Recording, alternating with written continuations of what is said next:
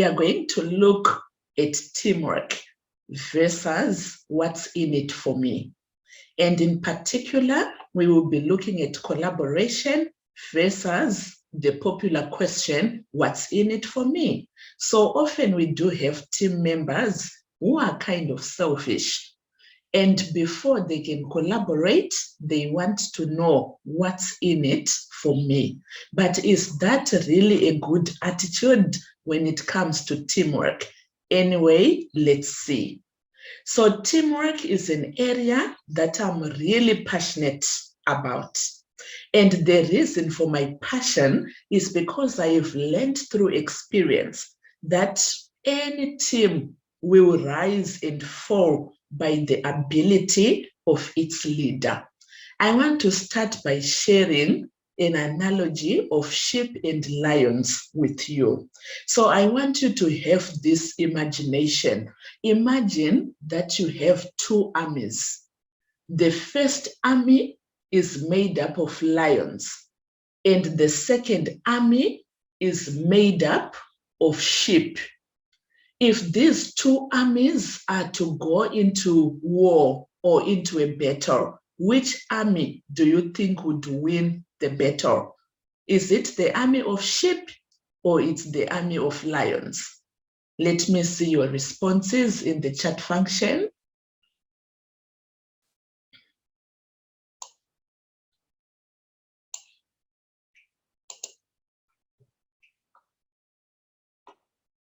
Oh, wow. Very interesting.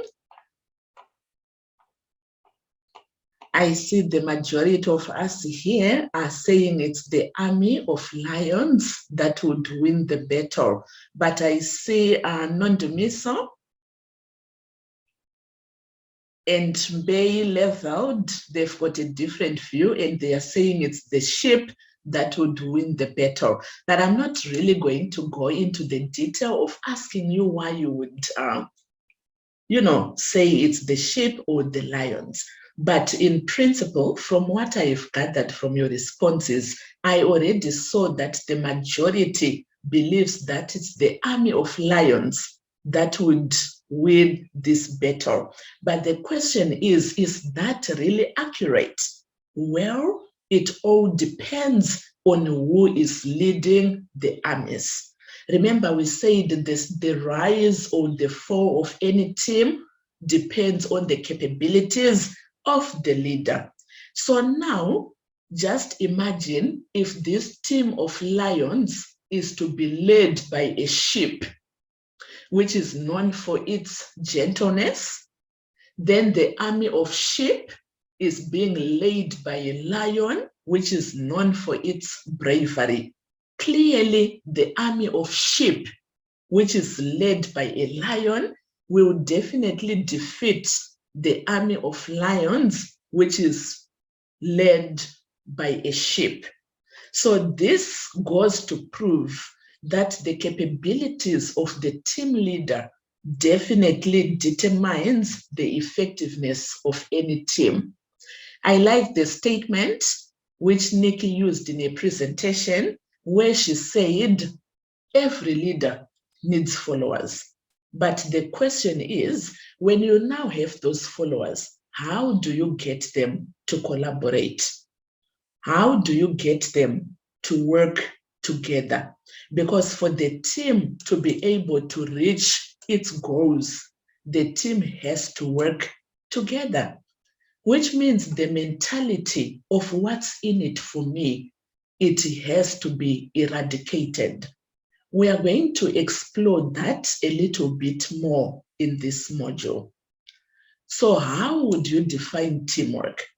Teamwork is the process of working collaboratively with a group of people so as to achieve a common goal.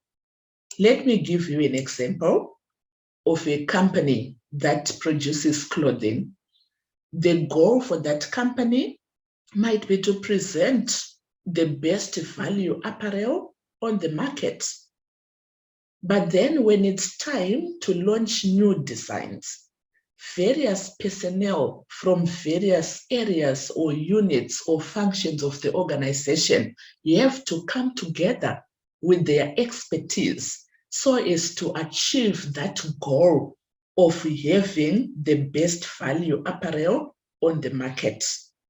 So this team of personnel could include members from the designing department. It could include members from the marketing team, members from the production department, and also the finance team has to come in with their budgets as they have to control the money side of this project. So with teams, a group of people with different expertise are brought together so as to achieve the organization's goals. And collaboration in the workplace is a very good sign of an effective team because collaboration helps to harness the best out of two or more individuals when they are put together. I'm sure you agree with me that when companies are tackling major projects, like you're having acquisitions, or it may be an overhaul of IT systems, etc., organizations depend on diverse teams of specialists to get the job done because there are these many bits and pieces that need to be put together. And nowadays, because of distance, it's very common to have teams that collaborate virtually. And I also want you to imagine it may be a big company which is headquartered in Johannesburg, for example, and they might be having branches in Durban, another branch in Cape Town, another branch in East London right there.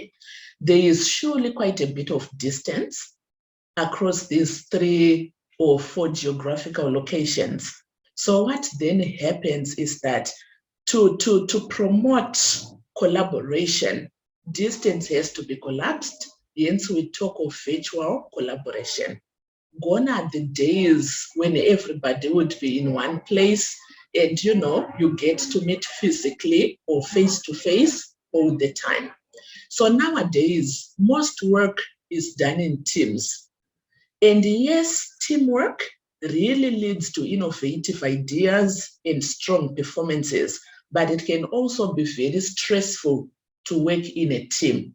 And it can be a nightmare to lead a team, especially where there are conflicts or where people may become too dependent on each other.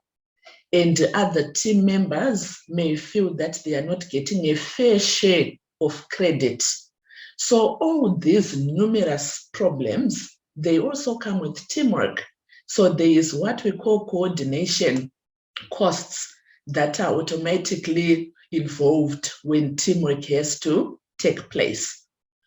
When we talk of teamwork, I want you to imagine a big event like the World Cup for soccer or football, for example. In 2010 in South Africa, we hosted the Soccer World Cup. And what we saw there was an influx of teams from different nations coming to participate. And what was the overall goal of each of the teams? It was to bring or to take home the trophy or to become the champions of this World Cup. So if you check out a team of soccer, for example, it's not made up of one person or two people, but it's got several members in there, whom each has got a specific role that they have to play. So even though the goalkeeper might be the one person who is on the spot all the time, and they are responsible for making sure that the other team doesn't score. But if the defenders, on the other hand, don't play well and they don't defend or do what they must do just because they are saying, but I'm not the goalkeeper, what's in it for me? What will happen to such a team? They will lose the match. And when they lose the match, it's not only the goalkeeper who is sent back home to say, you have lost, we are done with you, but it's the entire team that loses. Even the coach is sent back home. So when we talk of a team effort, we have to do away with the what's in it for me mentality. I know that when teams excel, yes, there may be benefits that follow that excellence, but that must never be the main attraction for somebody to participate in a team. You work in a team just because you want to achieve the goals of the team. So we are going to be looking at how teams can be successful amidst all these negative things that we may have, looming around teamwork. Okay. So what are the key qualities for team success? If you Google this out, you'll find over 100 qualities, 50 qualities, etc.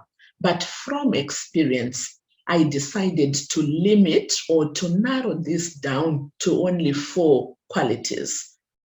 The first one is large enough. And I like the word enough there because somebody might be asking how large is large. So it's got to be large enough. I will talk more about that later throughout this course. Virtual, diverse, and specialists, these are the other qualities. So now let's take a look at the dynamics around these key qualities for team success.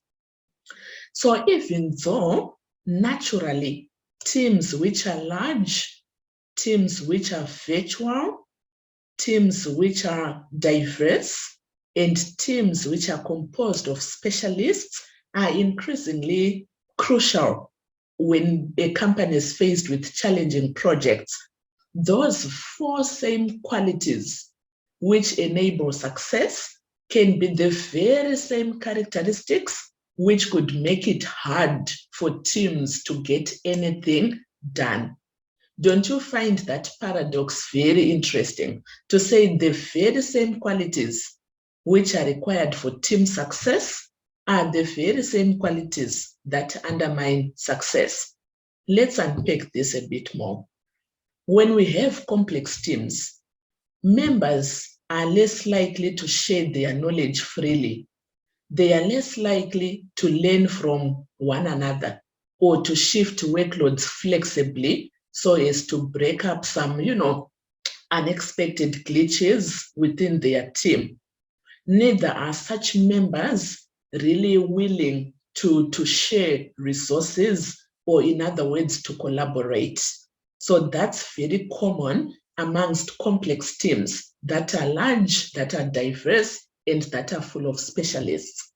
I'm sure from your own experience, you might have experienced that a team which is made up of all leaders or aspiring leaders, many times it tends to perform way less than a team which is made up of, humble team members who are still growing. But even though these 4 qualities might hinder team success, but there is what we call a right atmosphere or the right conditions, which can be put in place to enable these large teams and complex teams to achieve high levels of cooperation. But creating those conditions may not be an overnight thing because it requires a lot of thought. And in some instances, it may require significant investments in the capacity for collaboration across the organization. So team leaders may know exactly what needs to be done, but there is always a knowing-doing gap. Knowing what needs to be done does not necessarily mean that you are going to do it.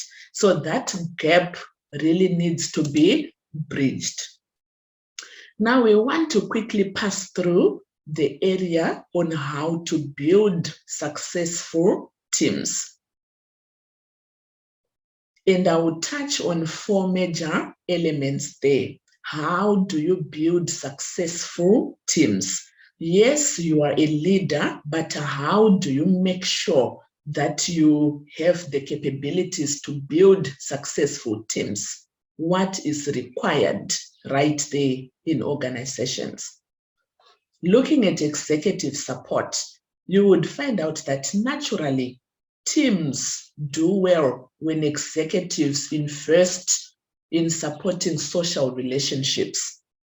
If the executive demonstrates collaborative behavior themselves, that will automatically help to enhance the building of successful teams. So the executives need to lead by example. And one way through which they can do that is by creating what is commonly called a gift culture. And this is where employees usually experience interactions with their leaders and colleagues, and they view this as something which is valuable and generously offered, just like a gift, hence the name, gift culture. To build successful teams also requires some focused HR practices. I know when we talk of HR practices, most of the time we think of recruitment and selection, performance management, promotion, rewards, etc. Yes, all these elements, including coaching and mentoring program, they are really good. But when it comes to building successful teams, most of these formal programs may have a limited impact, but there are two practices that really stand out to improve team performance. And one of these is training the team members in the skills which are related to collaborative behavior. Number two practice is that of support for informal community building, which means supporting a sense of community. And this is the reason why nowadays you find most big organizations, they are creating some sponsored clubs for their employees, for their teams, for people to get to collaborate and build trust as they meet often. Some companies, they are sponsoring running clubs where the team members get to meet often for some races. What is it that you are doing in your own organization to help to build, that team spirit and do away with individualism? Now, to have successful teams, once again, requires strength from the team leader. What is this strength in terms of? It's in terms of the flexibility of the manager. I believe gone are the days when we would have the rule that says one size fits all. In other words, one style of leadership fits all. When it comes to building successful teams, as a team leader, you need to be flexible in your management style. I know there's been a lot of debate amongst the academics and senior managers regarding the most appropriate style for leading teams. Some people have been suggesting that the relationship-oriented leadership is the most appropriate style of leadership when it comes to complex teams. And their reason for that conclusion is because people are more likely to share knowledge when they are in an environment of trust and goodwill. But on the other extreme, we have those who are arguing that a task-oriented style of management is more appropriate. And their argument for that is that the ability to make objectives clear or to create a shared awareness of the dimensions of the task and to provide monitoring and feedback is quite important. So there we've got two extremes, those who are relationship-oriented and those who are task-oriented.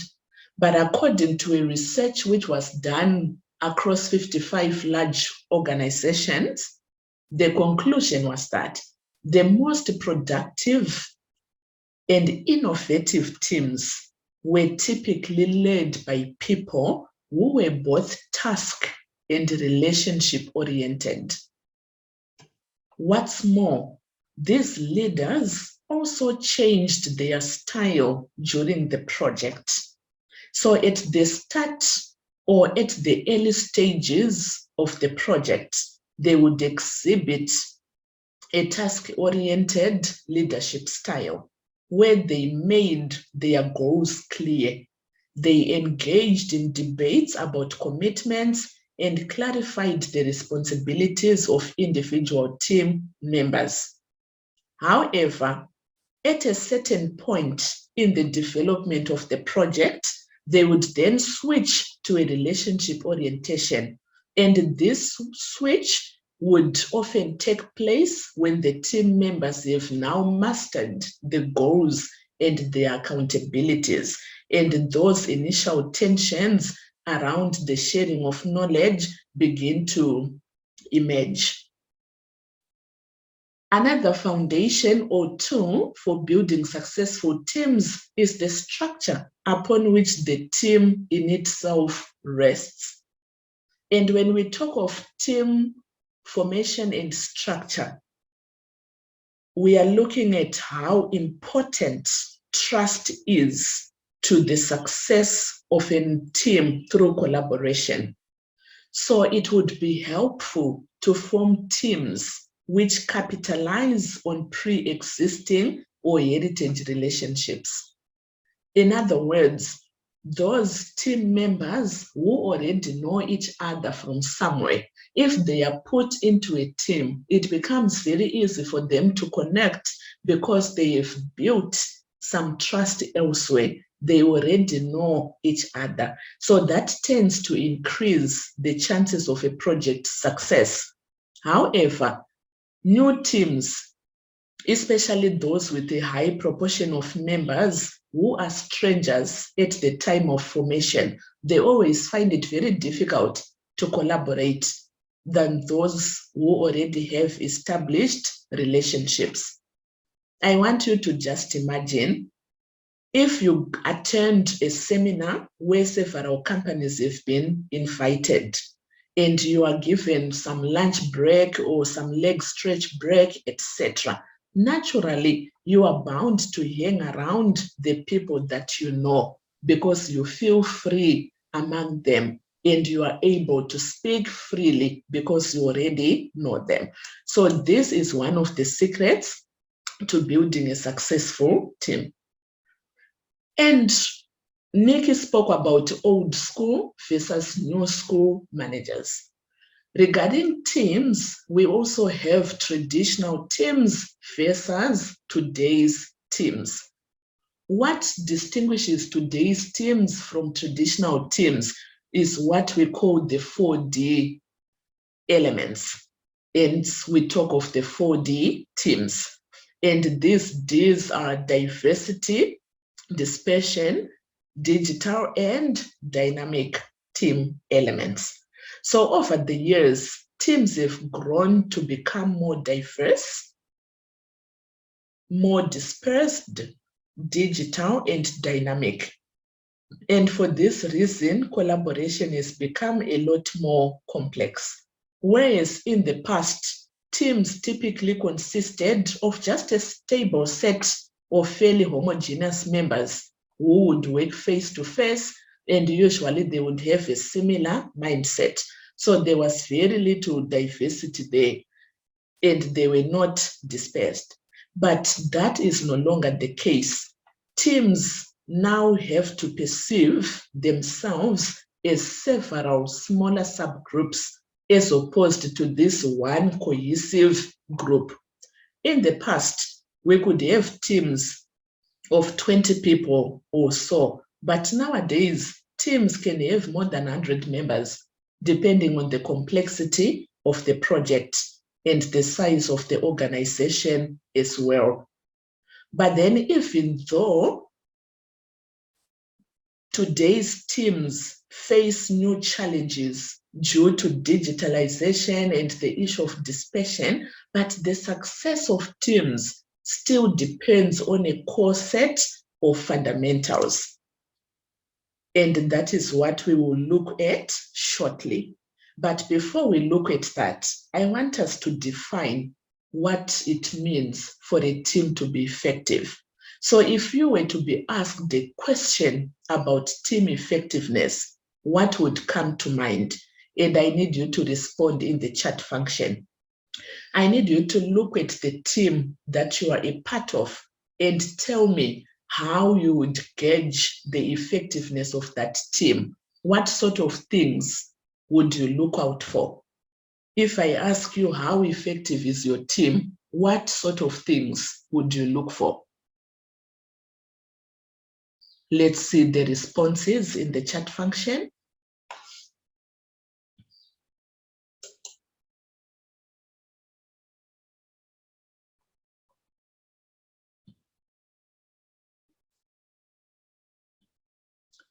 Okay, Nikki says they get things done on time and on budget without loss or relationship.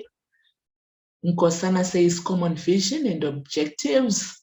Oh, wow, brilliant. I'm seeing a lot of responses there. Thank you, Gillian Tasnim. Awesome stuff. So yes, that would be the natural instinct.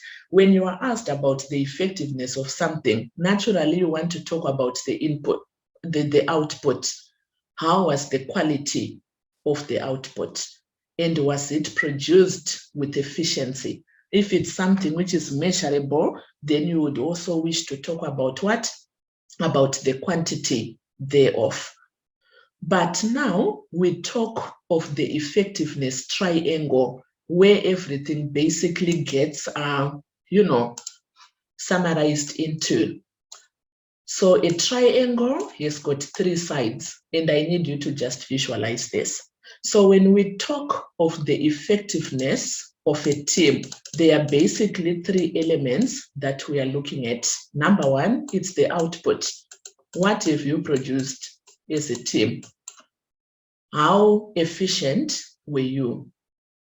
The number two thing that we can look at is collaborative ability. Yes, you might have produced that output, which is of great quality and all that.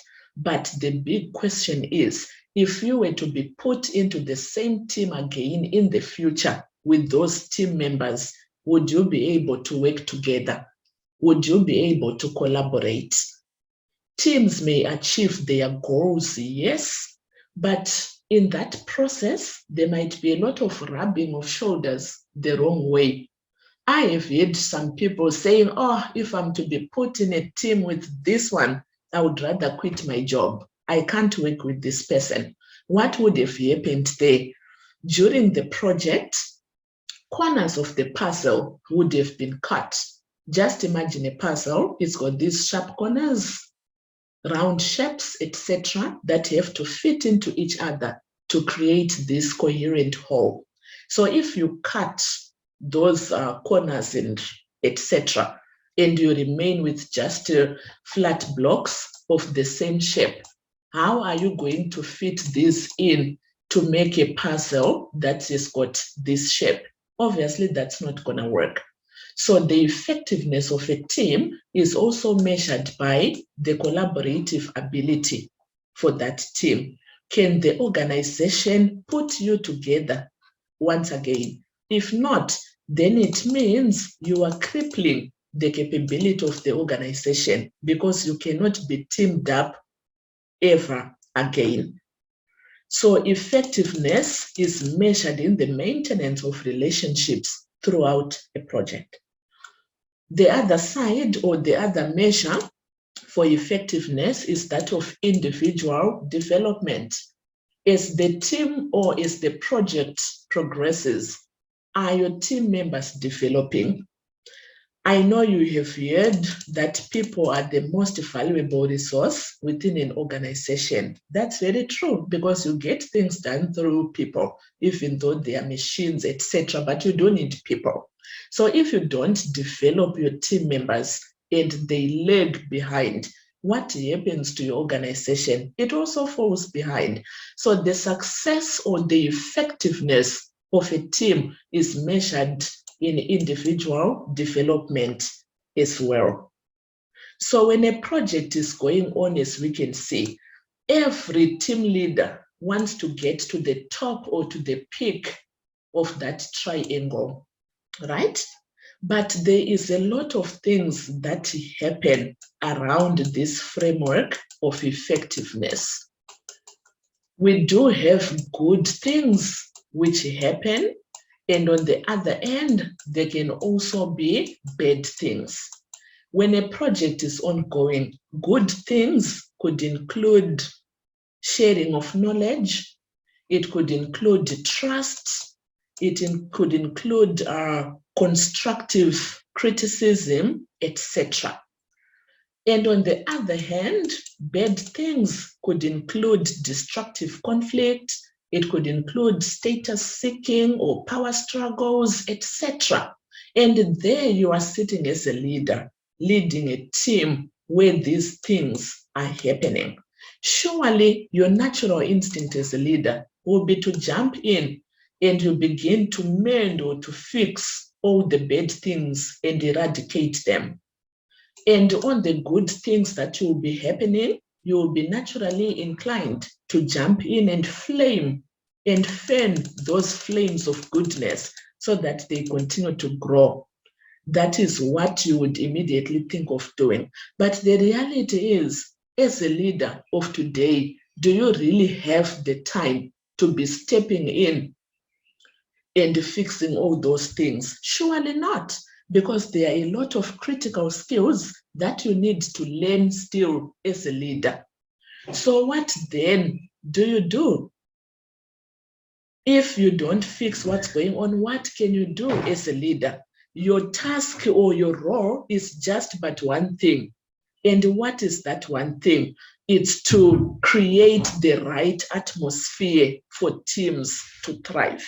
So as a manager, as a team leader, your role is simply to put the enabling conditions in place.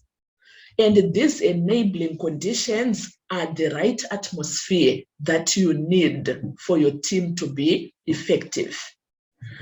So collaboration is not necessarily rooted in the personalities, attitudes, or behavioral styles of the team members, but rather it is in the environment or the atmosphere that you create as a leader. I want you to imagine the scenario of a baby. When you want to put a baby to sleep, suppose they've been up and about, playing, running, jumping, and all that. Obviously, in that state, you cannot get them to sleep. First, you have to put the right atmosphere in place by dimming the lights. You can play some lullaby songs, etc. And when you have such conditions, automatically the baby will sleep.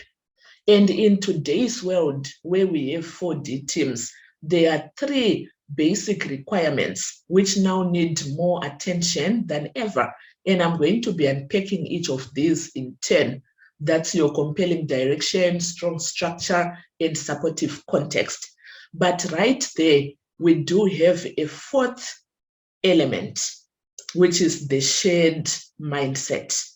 How is this come into play?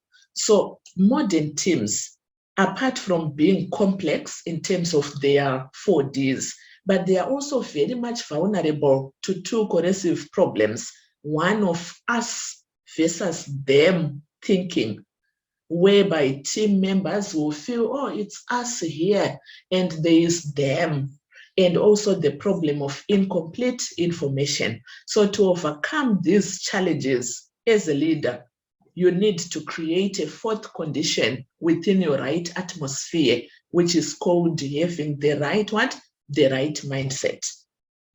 As I now explore each of these in a bit of detail, I want you to take an imagination of a project happening within a company where there is need to switch from the current inventory management software to a new software by the end of May 2022, for example. How would you create the right atmosphere for that goal of switching to the new software to be achieved by the 31st of May? Number one, you need to have a compelling direction. Every great team needs to have a direction which energizes and engages its members. Team members need to know what they are working towards. Otherwise, if they are just working blindly, how then can you expect them to be energized and be effective? So you need to have explicit goals that are set up for your team. And the goals must be challenging enough as to motivate the team. And please, not challenging enough. If you make it too challenging as to never be achievable, then it might actually demotivate the team. And if you make it too simple, it may actually, dispirit the team. So on these 4D teams, especially where you have diverse members that are coming from the similar backgrounds, you really need to make sure that the common purpose is shared amongst the group members. In our example of the software, the goal might be to have, the right software, which is user-friendly, in operation by the 31st of May. But this might be interpreted differently by the subgroups within your team. Others may think that it's about providing the best software, regardless of cost, whereas others may think that it's all about having a fair software which fulfills its purpose at a reasonable cost.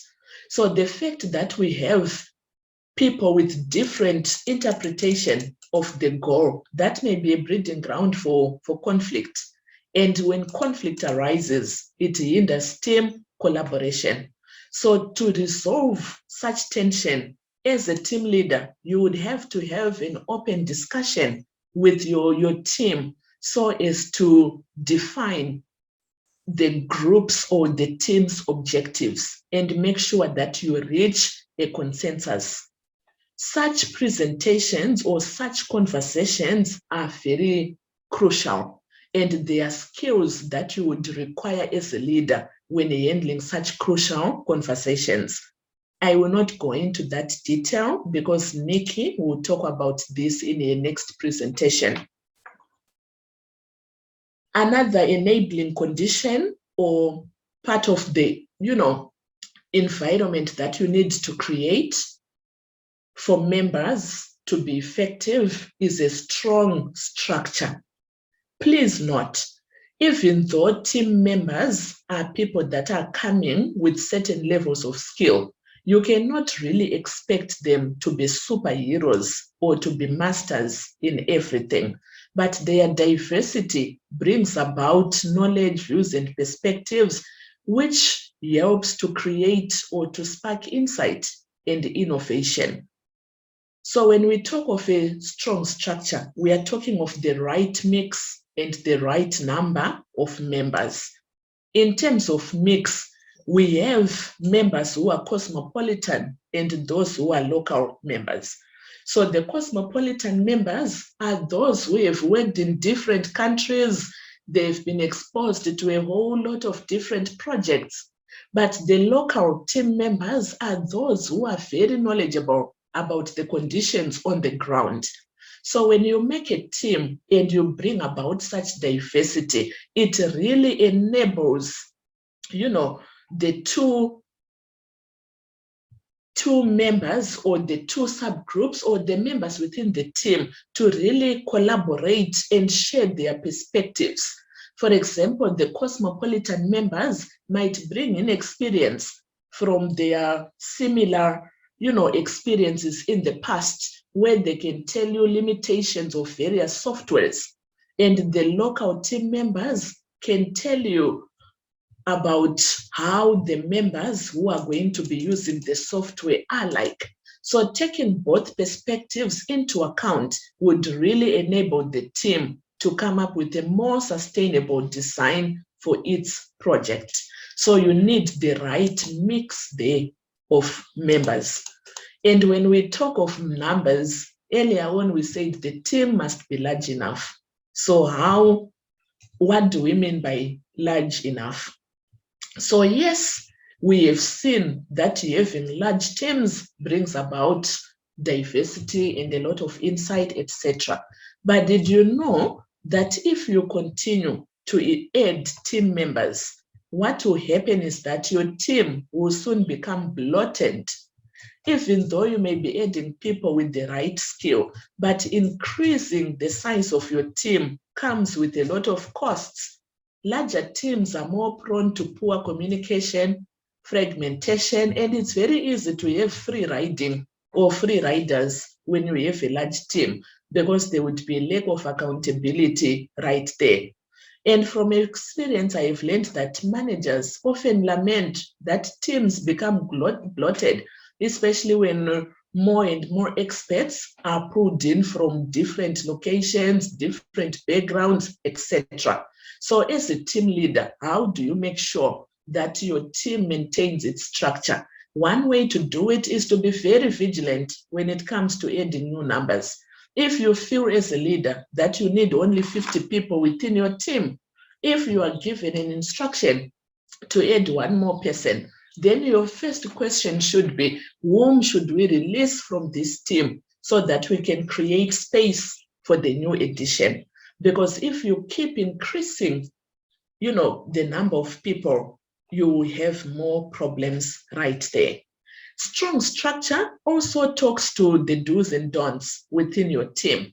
There is really need to establish clear rules which may spell out things which are otherwise regarded as small.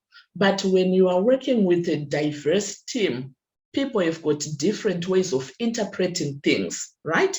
So you would need to spell your do's. For example, do's can be encouraging team members to arrive at meetings on time and to allow everyone a chance to speak.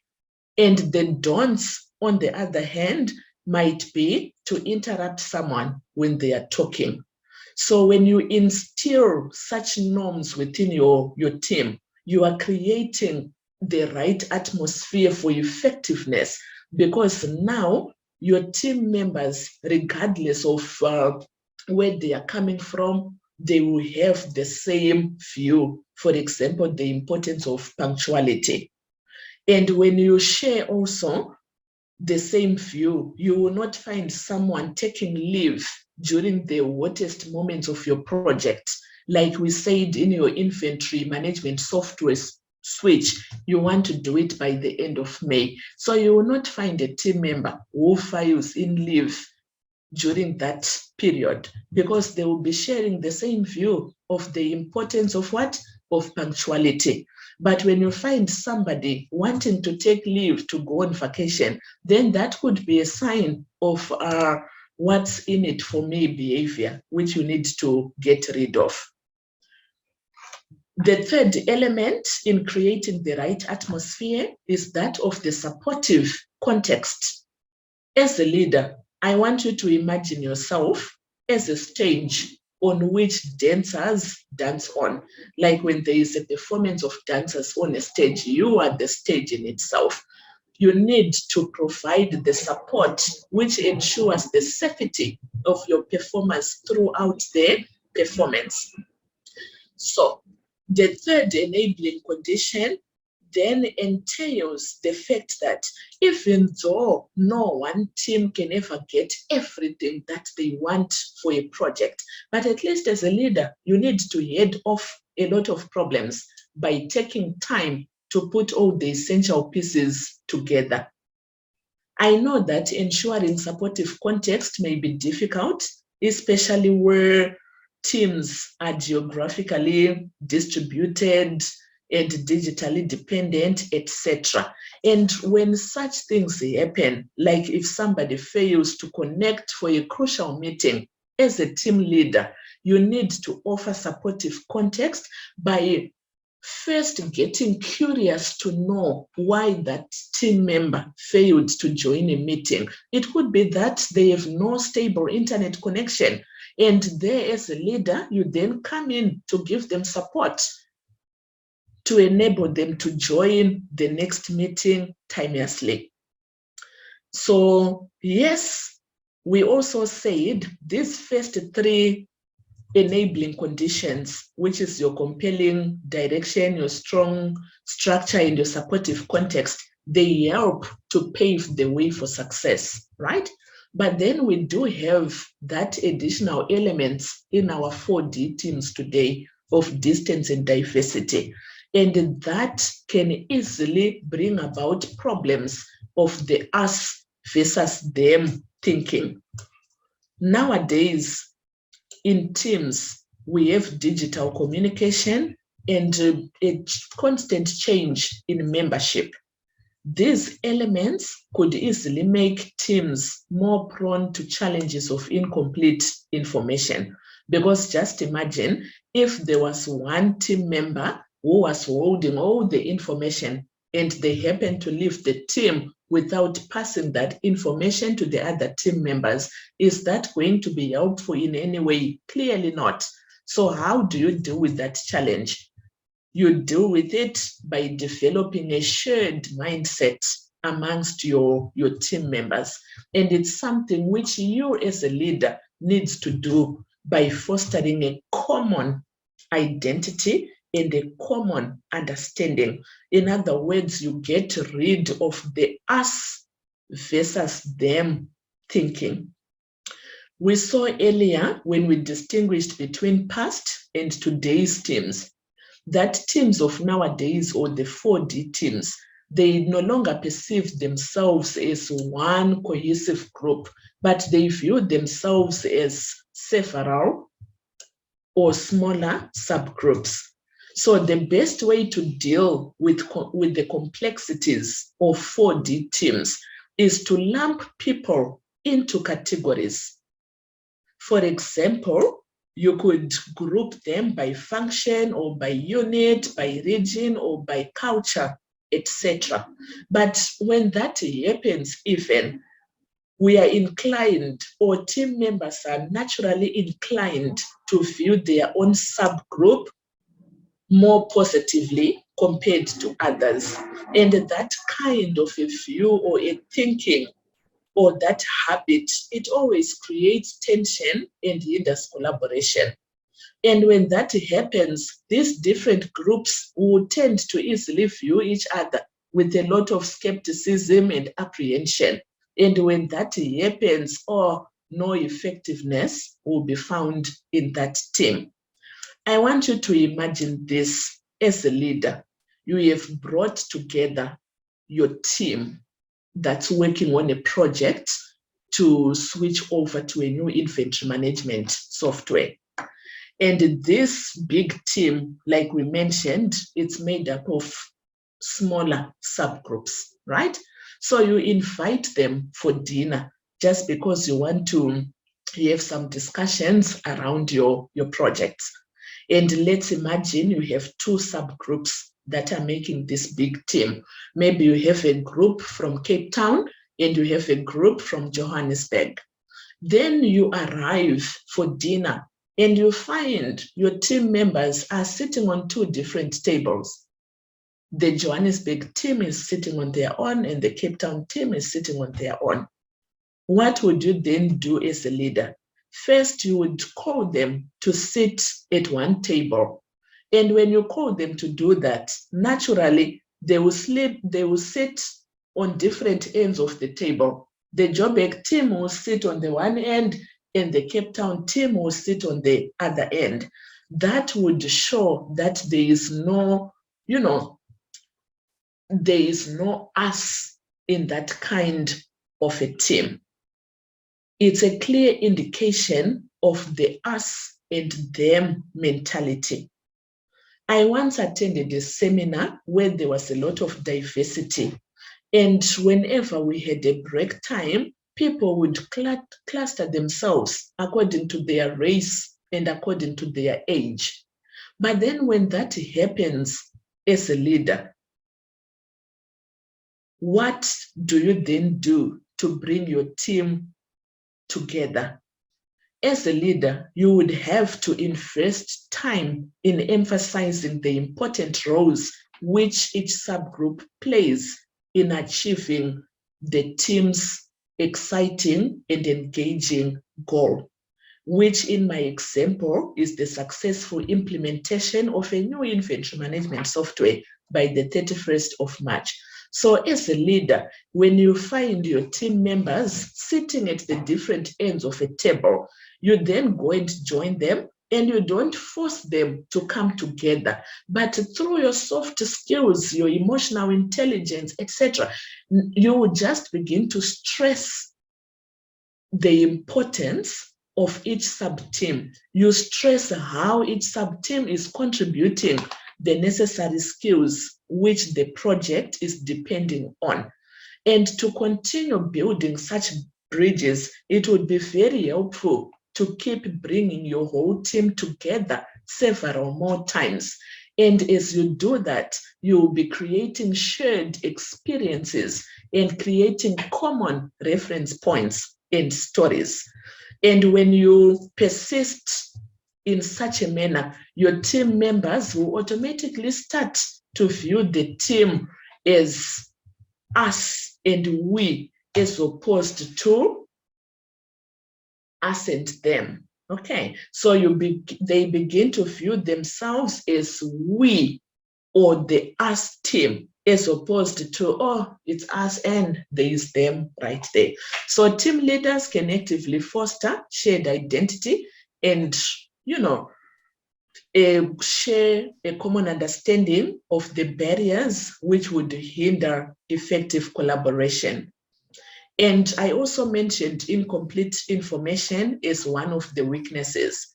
Where there is a lot of digital dependence, like now we are having this session over Zoom, I am not really seeing the non-verbal cues from you. That's a limitation, because if I was to see your gestures, then I would know if we are still together or not. So it's very important that as a team leader, you bring your teams together more often and create shared experiences. You can have the policy to say, oh, camera on, everybody, so that you get to see your team members as you collaborate. So what is it really that you need to take home from this leadership, and this teamwork session?